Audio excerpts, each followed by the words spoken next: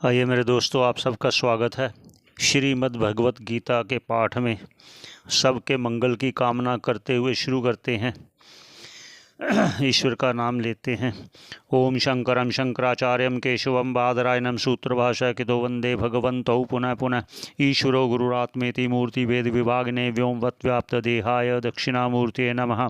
ओम शांति शांति शांति।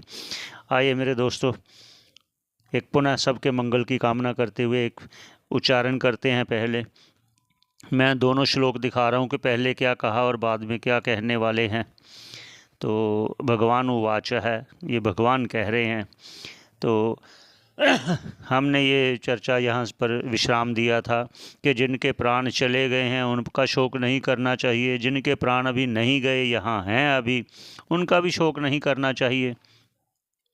फिर उदाहरण भी दिया था कि तुलसीदास जी भी कह रहे हैं जो होनी है तो होकर रहेगी, जो नहीं होनी है वो कभी नहीं होगी। और जिन्होंने, और दशरथ जी का भी उदाहरण दिया था कि दशरथ ने सभी पुण्य किए हैं, यज्ञ तप जप सब किए हैं, भगवान के दर्शन किए हैं, भगवान के स्वयं पिता कहलाए हैं, इतने पुण्यवान हैं, वो चले गए तो इसलिए उनका भी शोक नहीं करना चाहिए। ये घर वशिष्ठ जी ने भी कहा।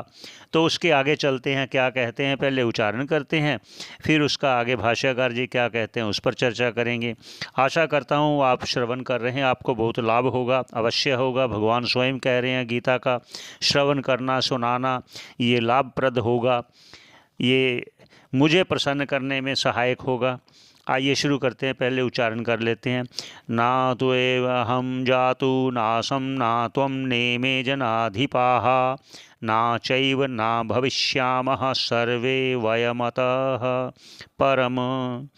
अब भाष्यकार जी क्या कह रहे हैं, जैसे पहले कहा ना जिनके प्राण चले गए हैं, जिनके नहीं गए हैं, तो अब और कह रहे हैं। क्या कह रहे हैं कि अगर तू ऐसा सोचता है कि ये भीष्म आदि जो अगर चले गए तो ये फिर मैं इनका शोक क्यों ना करूं, तो कहते ना तू एव अहम जातु ना असम ना तुम नेमे जनाधिपा ना इमे जनाधिपा। ये जो राजा लोग आप देख रहे हो, ये अब जो देख रहे हो पहले भी थे।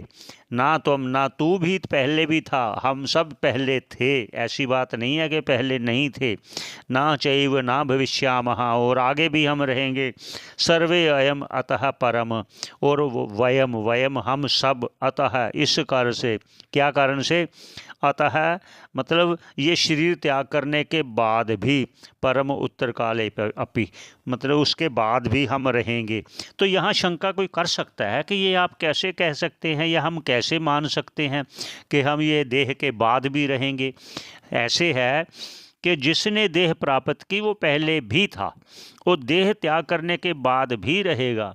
उसमें जो अगर आप ऐसी शंका करते हो कि हम कैसे ये अनुमान कर लें या कैसे मान लें, उस पर कहते हैं विचार आचार्यजनों का। कैसे मान लीजिए, जो कोई व्यक्ति एक मूर्छित हो गया है, मूर्छित अवस्था में है, वो जब उसकी मूर्छा भंग होगी औषधि से, मंत्र से, किसी भी प्रकार से, जब उसकी मूर्छिता, जो मूर्छित हुआ व्यक्ति है उसकी मूर्छा भंग हो गई, तो वो क्या, उससे पूछिए आप, कहते यार मुझे कुछ पता नहीं चला, मैं क्या हुआ था मुझे। इसका मतलब संबंध जब देह से होता है तब हम कह सकते हैं, जब उसका देह से संबंध टूट गया तो मूर्छित अवस्था में था, लेकिन था तो तब भी।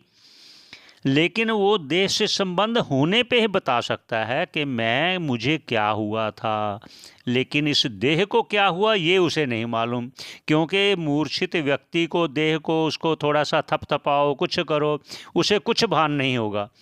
ऐसे ही सुषुप्ति में भी आप देखो, जो गाढ़ निद्रा में चला जाता है, ना मन, ना बुद्धि, ना चित्त, ना अहंकार, ना राग, ना द्वेष, ना मनुष्य, ना पुरुष, पशु पक्षी, कुछ भी भान नहीं होता, तो लेकिन वो तो फिर भी होता है। ऐसी शंका का निवारण करते हुए आचार्य लोग ऐसा कहते हैं। तो आगे फिर भगवान क्या कह रहे हैं, भगवान अन्य अन्य शब्दों से और कहेंगे उसको पुष्ट करने के लिए। ये आत्म रूप से हम नित्य हैं, हम नित्य हैं, आत्मा एक है, उपाधि भेद से हम भिन्न भिन्न होते हैं। ये जैसे जैसे शरीर ग्रहण करता है कर्म के अनुसार ऐसा ऐसा होता है। आगे आप श्रवण करिए अगला श्लोक। आपका श्रवण करने का धन्यवाद। आगे श्लोक पर मिलते हैं। बहुत बहुत धन्यवाद।